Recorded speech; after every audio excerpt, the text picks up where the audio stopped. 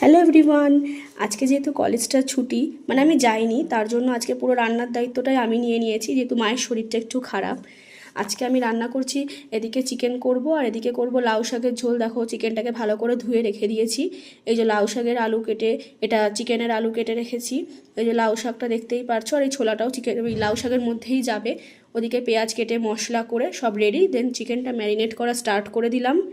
তার মধ্যে আস্তে আস্তে যে মশলাগুলো আমি দিচ্ছিলাম সেটা হচ্ছে হলুদ গুঁড়ো, লঙ্কার গুঁড়ো, জিরের গুঁড়ো, ধনিয়া গুঁড়ো, সমস্ত কিছু মশলা আমি অ্যাড করে দিলাম। দেখতেই পারছো, লাস্টে আমি লবণটা দিয়েছিলাম, লবণটা ফার্স্টের দিকে ভুলে গেছিলাম, তো ভালো করে ম্যারিনেট করে নিচ্ছিলাম। কারণ ম্যারিনেটটা সুন্দর করে করে রাখলে চিকেনটার যত কষাবো তত টেস্টটাও সুন্দর আসে। তো দেখো আমার ম্যারিনেট করা অলমোস্ট কমপ্লিট। দিয়ে একটু ব্রেকফাস্ট করে নিচ্ছিলাম, সমস্ত কিছু একা গোছাতে গোছাতে একটু লেট হয়ে গেছে আজকে। তো দেখো ওদিকে আলু ভাজা বসিয়ে দিয়েছি চিকেনের জন্য, আগে চিকেনটাই করছি।